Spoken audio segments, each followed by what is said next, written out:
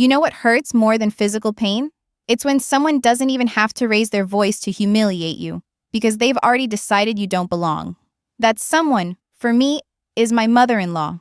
She didn't throw drinks in my face or shout across a table. No. She just gestured toward the folding chairs by the garage and said, "You can sit with the help. They're serving your kind of food over there." And just like that, I disappeared. What do you even say in that moment? When you're standing in heels you bought just for this event, carrying a homemade gift basket she'll never even touch, and your husband is laughing with his cousins like you're not standing there, stunned, shrinking? Have you ever been made to feel like furniture in your own family? Like you were allowed in the picture only because you matched the drapes? If you're nodding right now or blinking back something hard in your chest, maybe pause and leave a comment. Tell me where you're listening from. What's your local time? And if this story feels like it's already too familiar, go ahead and hit that like button. It tells me I'm not alone. Now, let's listen to my story journey. The anniversary party is in full swing when I arrive. Late, deliberately, because I know how these nights go. The backyard looks like a Pinterest board exploded. Gold and ivory streamers flutter between manicured trees. There's a string quartet near the koi pond. Caterers, dressed better than I am, carry trays of champagne and scallops. I take a breath, push my shoulders back, and walk in. It's their 35th wedding anniversary. My mother-in-law, Maureen, has not stopped reminding everyone. Every holiday card, every family dinner. 35 years and still more in love than ever. Good for her, truly. She built her dream life on a husband who worships her, and children who orbit around her approval like it's the sun. And when I married into this family, I became one more object to polish and arrange. Except I didn't shine the way she wanted. Maureen likes old money polish, country club smiles, pearl earrings, women who wear chiffon like they were born in it. I'm not that. I work, I hustle, I pay my own way. When I first met her, I was a waitress finishing grad school. The day she found out, she said, "Well, that explains the posture. People who carry trays tend to have strong backs." She smiled, as if it was a compliment. 10 years later, that smile hasn't changed. When I step into the yard, I spot her immediately. She's dressed in lavender silk, hair swept into a French twist that probably took a $300 appointment. She's holding court near the champagne bar, surrounded by neighbors who all look like they own lakes. "Darling," she purrs, her voice sharp enough to slice a lemon. "You made it." "I did," I say, smiling back. "Congratulations." I hand her the basket I spent 2 hours putting together. Handmade preserves, custom-labeled wine, linen napkins. She doesn't even look at it, just hands it off to a server and glances behind me. "Where's Daniel?" My husband.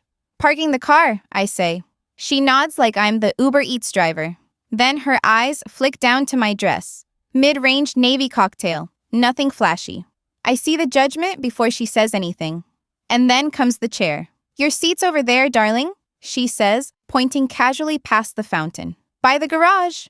I follow her gesture. There, set apart from the glittering tables under the main tent, is a small plastic table with 2 folding chairs. Next to the caterer's prep station, half hidden behind a potted fern. "Sorry," I ask, blinking. "That's where we've seated the service staff," she explains with a practiced smile. "They've set aside a plate for you as well. I told them you probably wouldn't want the truffle risotto. It's very rich." She says it like she's doing me a favor, like I should be grateful. "Right," I murmur, and then she says it. "You'll be more comfortable with the help, won't you?" I don't know how I walk away without breaking. I don't know how I keep my face neutral as I make my way to the folding chair and sit down like it's any other evening. I hear the quartet pick up something light and French. The laughter under the tent swells. Maureen's voice rises above the others, telling a story about Venice, or Paris, or whatever city she believes makes her sound worldly. Daniel shows up 10 minutes later, blinking in confusion as he finds me next to the serving trays. "Why are you sitting here?" he asks, genuinely puzzled. I shrug. "Ask your mother." He chuckles. She probably just forgot to update the seating chart. "Yeah," I say, "probably." But I feel it, even then, a small crack inside me. It doesn't make a sound. Not yet, but I know. A quiet shift has started. And once it begins, there's no undoing it.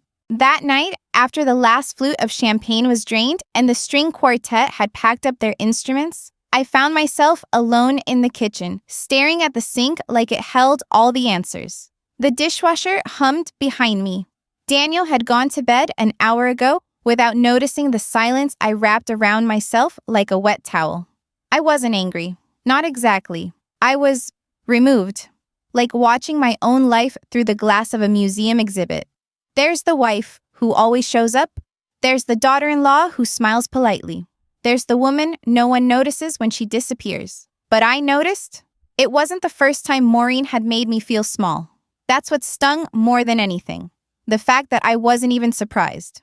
I could fill a drawer with the slights she handed me over the years. Like the time she gave all the grandkids monogrammed towels except mine, and claimed it was a shipping error. Or how she introduced me at her charity brunch as Daniel's friend, Vanessa, after 6 years of marriage. Or how she'd asked me to help serve dessert at every family function, never once acknowledging that I was a guest too. It wasn't hate, it was worse. It was erasure. And I had let it happen. Why? Because I loved Daniel. Because I thought loving him meant enduring everything that came with him. And Maureen? She came with him like fine china and inherited furniture. Heavy, breakable, too expensive to throw out. I gave up my own family's Christmas dinners to attend her preferred schedule. I took on a second job when Daniel lost his, covering the mortgage while pretending everything was fine. I gave and gave and gave. And what did I get? A seat next to the garbage bins. The next morning, Daniel brought me coffee in bed. "You okay?" he asked. I stared at him for a moment too long. Why wouldn't I be? He shrugged. "You were quiet last night. Did you even ask your mom why she sat me with the staff?"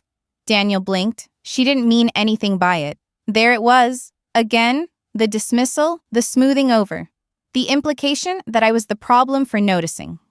"You realize she called me the help, right?" I said, my voice flat. He winced, then forced a half smile. "That's just how she jokes. You know how my mom is?" "Yes, I do. And the fact that you still think that's an excuse is exactly why this hurts more than it should. She's always treated me like a servant, Daniel." "That's not true." I cut him off. "Do you remember our first Thanksgiving as a married couple?" "Sure," he said slowly. "She asked me to clear everyone's plates while the other daughters-in-law sipped wine in the living room. And when I hesitated, she said, 'It's what you're used to, isn't it?'" He looked down at the mug in his hands. "She doesn't see me," I continued, my voice calm. "She sees someone who got lucky enough to marry her son and should be grateful to scrub silverware in return." Daniel said nothing. And maybe that hurt the most. That he didn't argue, didn't defend me, didn't say, "You're wrong. You're worth more." I waited. He drank his coffee instead. The silence between us grew like moss. Not angry, not loud, just steady and invasive, spreading into everything. We still function. We go to work. We share dinner. We fold laundry. But the warmth is gone. And I start to notice something in myself. A shift. It's like a fog lifting from my mind. One night, I'm unloading groceries and I glance at the antique platter Maureen gave us as a wedding gift. The one she said was meant to stay in the family. I remember how I scrubbed it for hours after a dinner party because she said it looked cloudy on the buffet table. I stare at it now like it's a cursed object, a symbol of all the invisible labor I've done to be accepted and failed. I grab a permanent marker and write on the box it came in. Donate. Daniel never notices it's missing from the china hutch. That same week, I say no to helping organize Maureen's spring garden event, the one she always expects me to volunteer for because you're so good with schedules. When she calls and I tell her I'm busy, there's a pause on the other end. "Oh," she says, "is something wrong?" "No," I say, smiling. "I just realized I don't want to anymore." Silence, then a clipped, "Well, that's disappointing." And she hangs up. It's the first time I don't feel guilty. That same spring, Daniel and I attend one of those lavish garden luncheons Maureen hosts every year. It's absurdly overdone, with signature cocktails, a harpist, and name tags in calligraphy. I keep my distance, smile, blend in. It's there that I meet him, Mr. Vernon Talcott. He's an estate lawyer. Maureen introduces us while I'm getting iced tea. Vanessa, this is Vernon. He handles some of our family affairs. Oh, I say lightly. Estate planning? Among other things, he replies. I work closely with high-value generational assets, property, trusts, that sort of thing. Later, while Maureen is fussing over tulips, Vernon and I fall into easy conversation. I don't know what prompts me exactly. Maybe the thrill of being spoken to like an equal. But I ask about estate holdings. Hypothetically. He smiles. Hypothetically? Well, many estates actually operate under complicated structures. You'd be surprised how often the person who thinks they own it doesn't. That sentence rings in my ears for days. The next morning, I look up Vernon's office address, just to ask, just to see. But something inside me already knows. This story is about to change. I don't schedule the appointment under my name.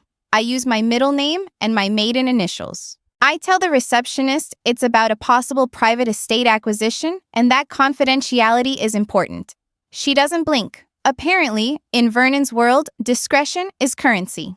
His office is in an old brick building downtown, one of those places where the elevator creaks and the chairs are overstuffed leather. Everything smells faintly like paper and polish. When I walk in, Vernon doesn't recognize me right away. I'm not surprised. At the garden party, I'd been just another accessory in the Powell family photo. Daniel's wife, the nice one who brings lemon bars and offers to help with the folding chairs. But now I sit across from him with a notepad and a list of very specific questions.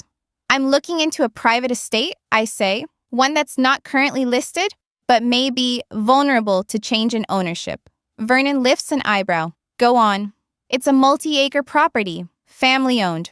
I believe it was originally passed down through inheritance, but might have been moved into a trust recently. I want to understand what happens if that trust is amended or liquidated. He leans back, studying me. Are you connected to this family in any legal or advisory capacity? I'm married to it, I say quietly. But that's all. There's a pause. Then, does your mother-in-law know you're here?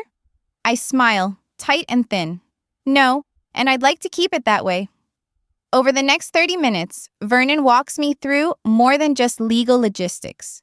He explains how Maureen's estate, though generational in appearance, was actually restructured 3 years ago after a refinancing deal.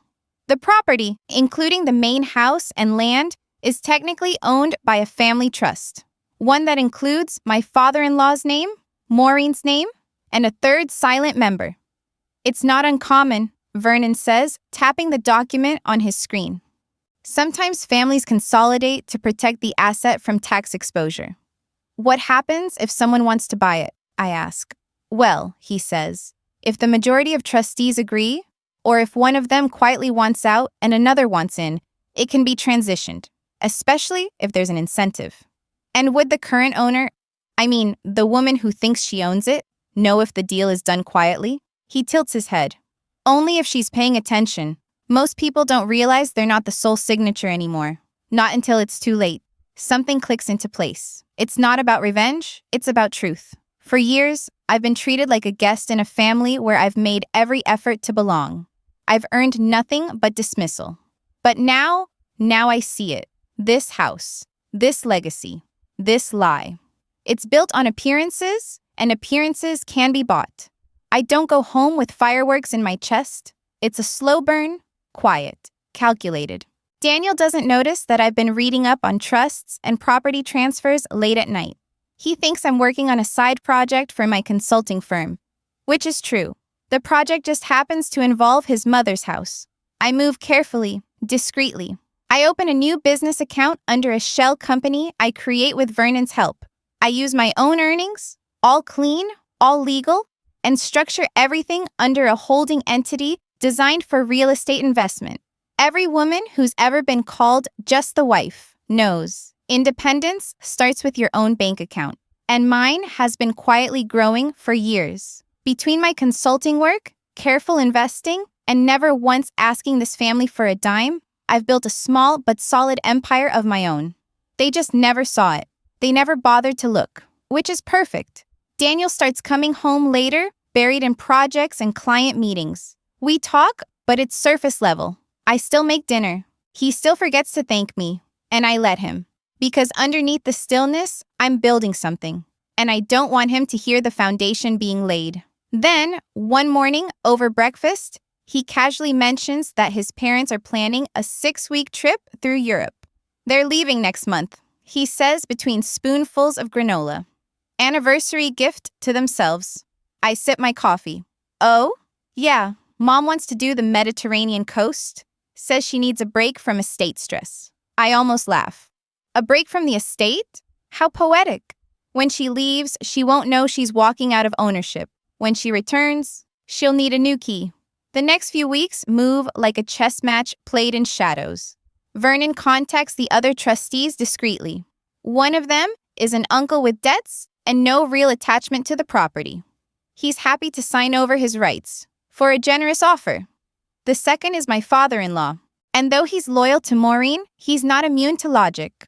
A quiet proposal from a private investor promising long-term preservation of the estate and no public sale catches his interest. He signs. It's done. I buy the estate through my holding company. The paperwork is filed, sealed, and legal. Vernon handles everything.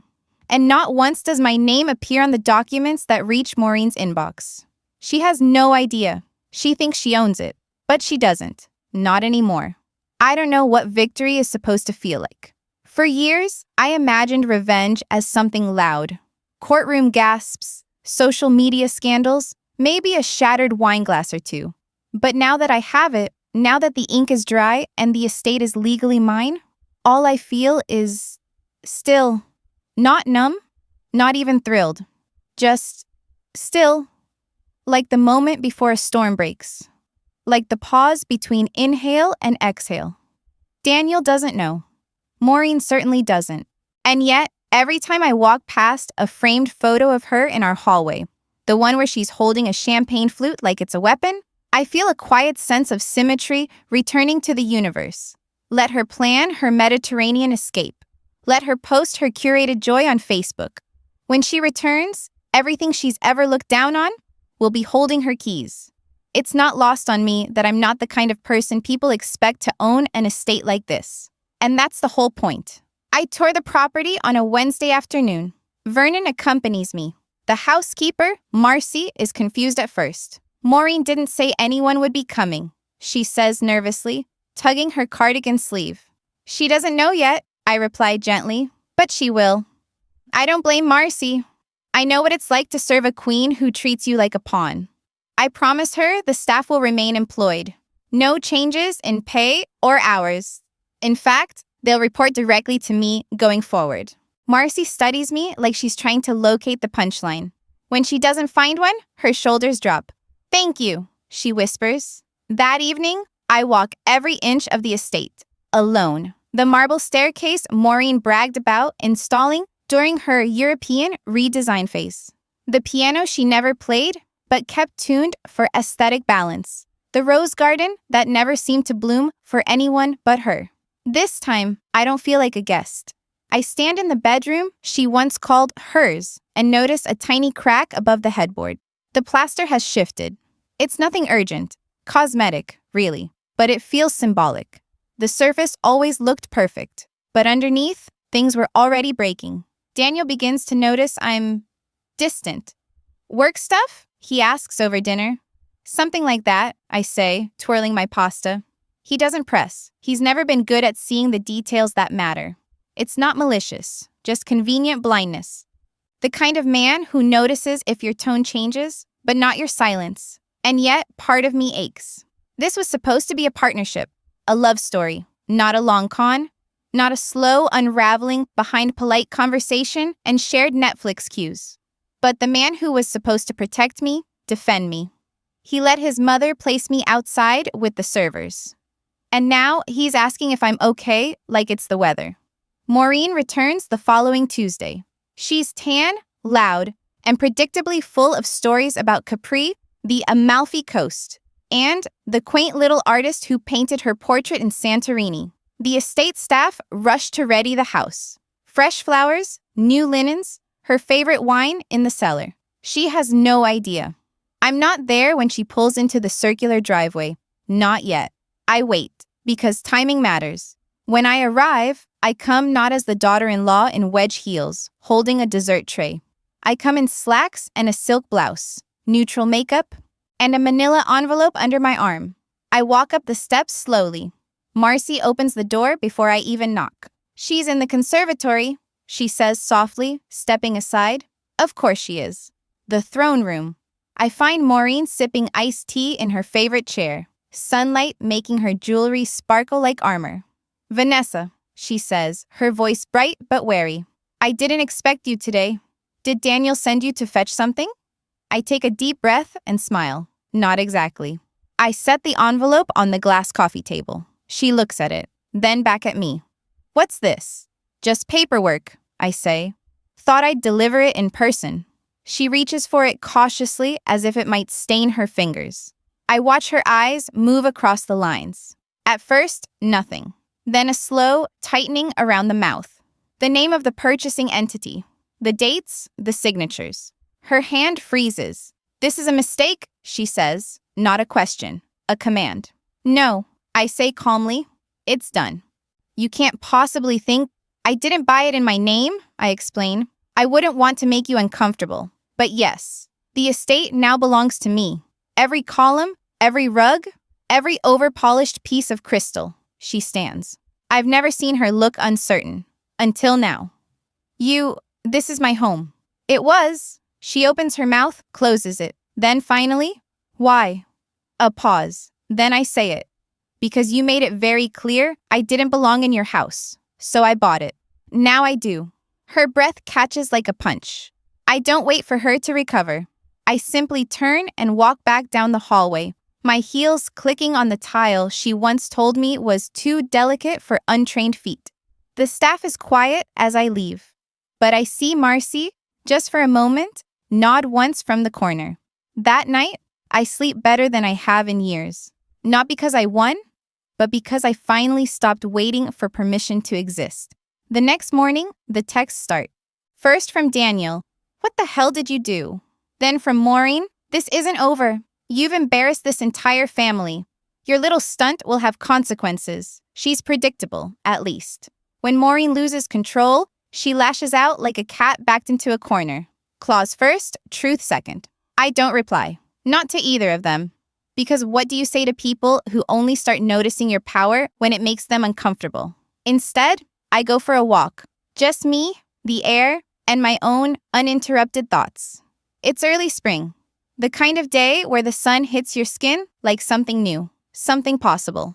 I pass the bakery where I once stood in line for an hour, trying to find Maureen's favorite macarons. She never even thanked me, just said the raspberry was a bit acidic. I smile at the memory now, not with bitterness, with clarity, because I finally understand.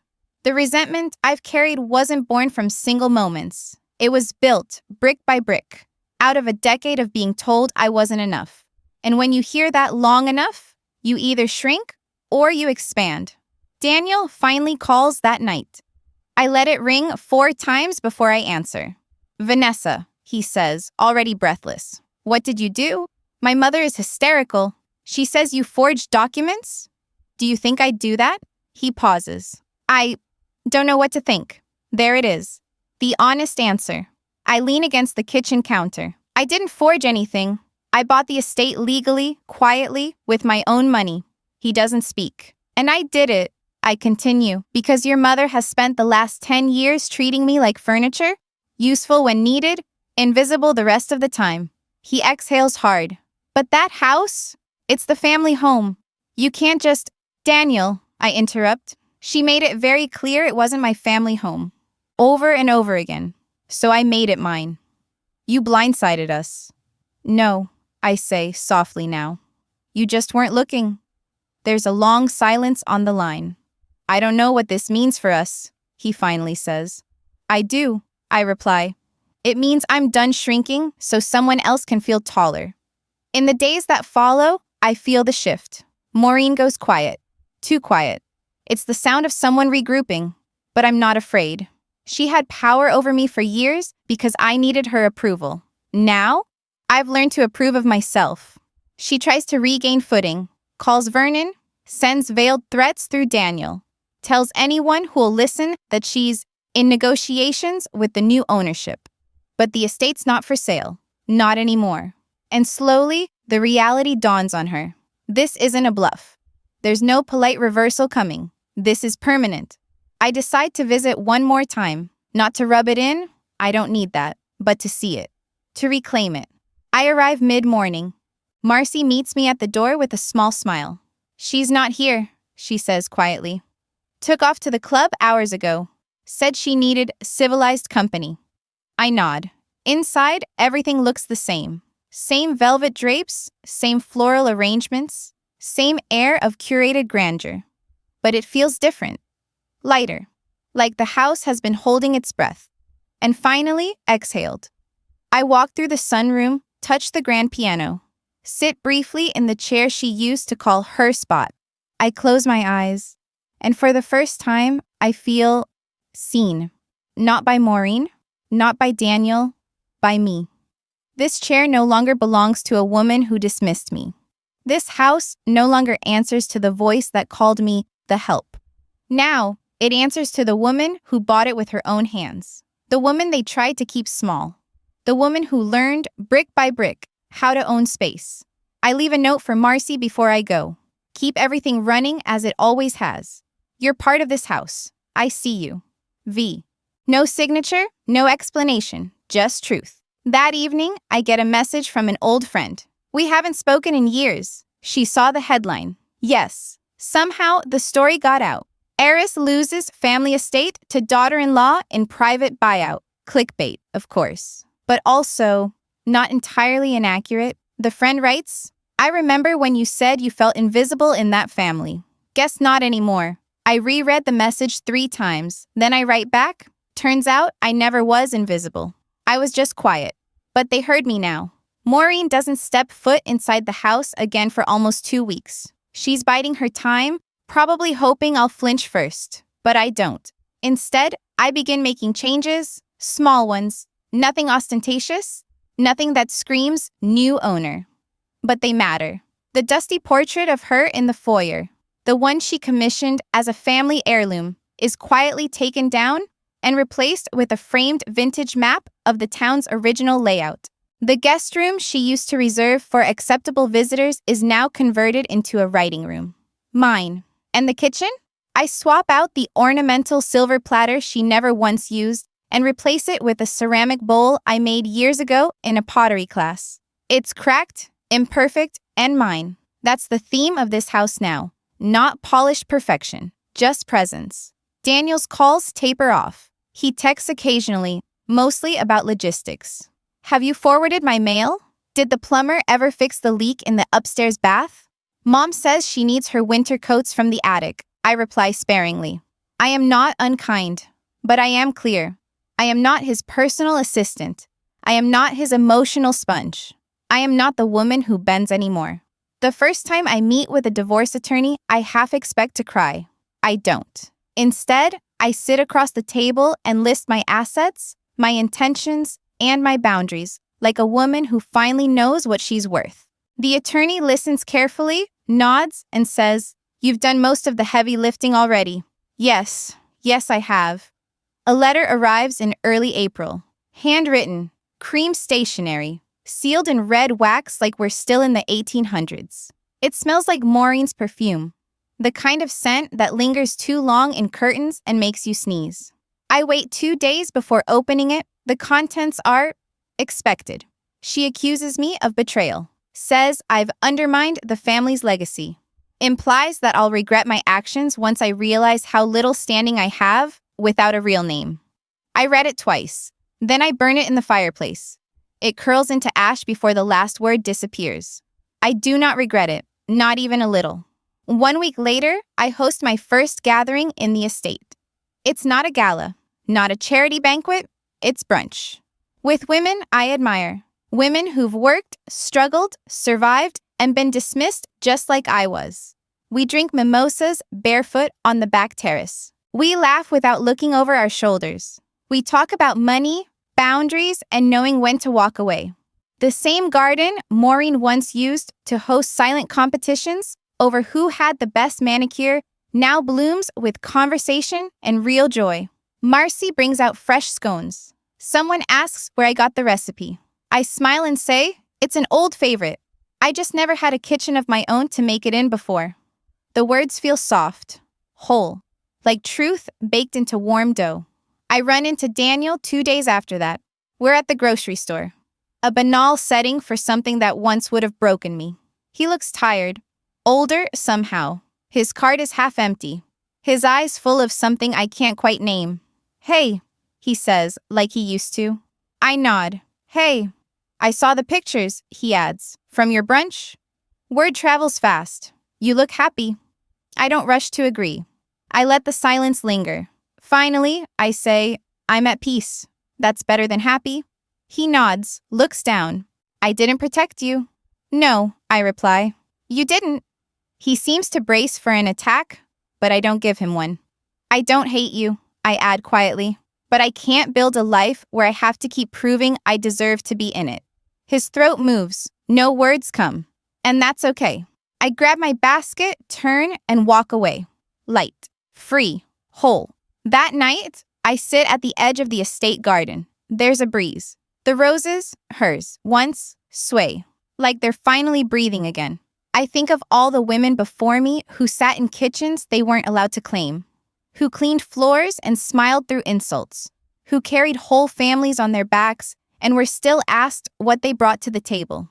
I think of them, and I say aloud, to no one and everyone, I brought the table. The letter comes on a Friday. This time, it's not handwritten. It's typed, cold, legal, from Maureen's lawyer. The gist? A formal request for a grace period to collect her remaining belongings from the estate, with an appended note insisting she be permitted entry without embarrassment or disruption. Embarrassment. That's what she's worried about. Not closure, not apology, not the damage done to a marriage or a decade of quiet erasure. No, just the optics. I forward the letter to Vernon. His reply is short, all legal, but you're not obligated to make her comfortable. And I don't plan to, but I also don't plan to be cruel. So I arrange for a single day, one window, 6 hours, where Maureen can walk her former halls and collect her things. I'm not there when she arrives. She would expect a confrontation. She'd be ready to perform it, but I won't give her a stage. Instead, I leave her a typed note by the front door. Your closet contents have been preserved as they were. Anything you wish to donate can be left in the guest room. Your original keys no longer work. Security is aware of your visit window. Via. No emotion. No punctuation more dramatic than a period. When I return that evening, the house smells faintly of her perfume again. The kind that clings. But she's gone. And with her, finally, a decade of weight I didn't know I was carrying. Saturday morning, I walk barefoot through the master bedroom. It's empty now. No trace of her tailored coats, no silk scarves lined up like trophies. Just the bones of a room, and the beginning of a new one. I open the French doors, step onto the balcony, and let the sun wash over my face. This used to be her view. Now it's mine. But more than that, it's earned. Not through inheritance, not through marriage, through choice, through work, through knowing when enough is enough. I spend the next few weeks quietly transforming the house. The chandelier in the foyer, the one she made everyone compliment during parties, gone, donated to a community theater. I replace it with a simple, hand-blown glass fixture I found at a local artisan shop. Not flashy, but meaningful. Every decision I make now is mine, and every object reflects a new chapter. The estate, once a place that made me feel small, is becoming something else entirely. A sanctuary, a reflection, a home. Daniel calls again. He wants to talk, says he's been doing some thinking. I didn't see it, he says over coffee. I really didn't. Not until it was too late. I nod. I believe him. But that doesn't change anything. I married you, I say gently. But I lived married to your mother. He winces. I know. I sigh. You could have defended me once, just once. Instead, you let her script the story of who I was. He's quiet for a long time. Then, do you hate me? No. I say, but I outgrew the version of me that needed you to choose me. Later that day, I receive a letter from Vernon. Inside is a final confirmation of the title transfer. Not just the trust, not just the holding company, but full named ownership. It's mine. On paper, in law, in truth. He's included a simple sticky note. You did this. Quietly, cleanly, powerfully, and I did. Without shouting, without theatrics, without breaking a single dish. Some people scream to be heard. Others whisper and move mountains. That evening, I pour a glass of wine and walk the estate grounds. The fountain bubbles in its stone bowl. The moonlight coats everything in silver. I walk past the spot where Maureen used to host her garden brunches. The one where she once asked me to wear beige so I wouldn't clash with the napkins. I smile to myself. No one will ever ask me to disappear again. Back inside, I open my laptop and begin writing. Not a journal, not a memoir. Something for other women. Other daughters-in-law. Other helpers who've been told they're not worthy of the space they keep spotless. The first sentence comes easy. They sat me near the garage, so I bought the house. It's not revenge. It's realignment. It's reclamation. The dining room feels different now. Not because I changed the furniture, I didn't. I kept the long mahogany table, the crystal cabinet, even the antique candelabras Maureen insisted were French originals. What's changed is the silence. It's not tense anymore, it's full. There's no one here performing politeness through clenched smiles. No commentary about my cooking, my outfit, my place, just peace. I sit at the head of the table. Not because it matters, but because it used to. The first time I tried to sit there at a family dinner, Maureen laughed and said, "Oh, honey, that's where Robert sits." The second time, she simply pulled out a different chair for me. The third, I didn't try. Now I do. I light a candle, I pour myself a glass of wine. I eat dinner slowly, deliberately, in the house that used to be her kingdom. And I feel something strange and beautiful. Not triumph, not vengeance, just home. I get another letter the following week. But this one's different. It's handwritten again, and not on expensive stationery. Just a folded notepad page, ripped from something she probably found in the back of her desk. Maureen's handwriting is smaller than usual. Less performative. Vanessa, you've made your point. Loud and clear. Or rather, silently and completely. I underestimated you. I think we all did. I don't expect forgiveness. I'm not sure I deserve it, but I do want you to know. I see you now. In a way, I never let myself before. You're not the help. You're the one who did what none of us could. Stand alone. If this house had to belong to anyone else, I'm not sure there's another name I'd rather see on the deed. I read it 3 times. And for once, I don't question the sincerity. Because it's not an apology, it's an acknowledgement. And for some wounds, that's the first healing step. I don't write her back, not yet. Maybe not ever. But I fold the note and place it in a drawer. Not as a keepsake, as a marker. Of where we were, of how far I've come. One afternoon, while sorting through the last of the old boxes, I find a photograph tucked into an unlabeled envelope. It's Daniel and me. Younger, happier, pre-wedding. We're on a beach, sitting on an old quilt, laughing about something I can't remember. I study the photo for a long time, and I feel a pang. Not regret, but remembrance. I loved him. I loved us. And I still walked away. Because love isn't enough when you're not seen. When you have to beg for respect in the quiet hours of your own life. And maybe that's the most painful, most powerful part of all. Learning when love has expired, and worth has not. Spring turns into early summer. The garden is blooming again, this time with flowers I chose. Lavender, climbing jasmine, wild rosemary. Not for aesthetics, for scent, for texture, for life. Marcy still comes on Tuesdays. We don't speak much, we don't have to. She brings fresh bread. I make tea. She once said, softly, "This house feels different now." I smiled. "It's breathing." She nodded. It finally belongs to someone who lives in it. One evening, I get a message from a woman named Eliza, a friend of a friend. Her mother-in-law refuses to call her by her name. Just that girl. She asks how I handled it. I type back, I stopped trying to sit at their table. I built my own. She replies, I needed to hear that. Thank you. There it is. The echo, the ripple, that's what healing becomes.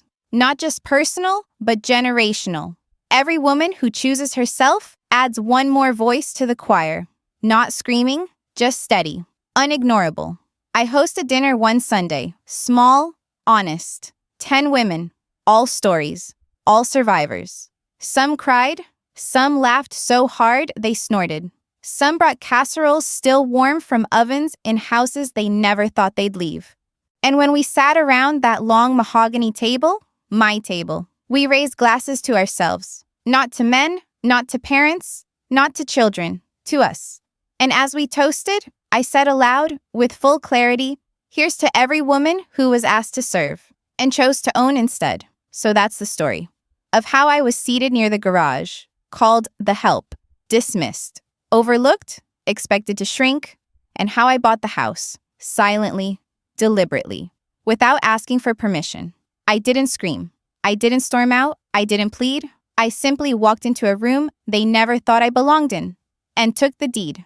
And I'll leave you with this. If you've ever felt small at your own table, you are not asking for too much. You're just asking it in the wrong room. Build your own. And when you do, don't forget to put your name on the title. Thank you for listening to my story. And if it reminded you of something you've lived through or something you've survived, leave a comment below. Tell me where you're from. Tell me what table you've walked away from. And remember, the most graceful revenge is ownership, and the quietest voice can still sign the loudest check.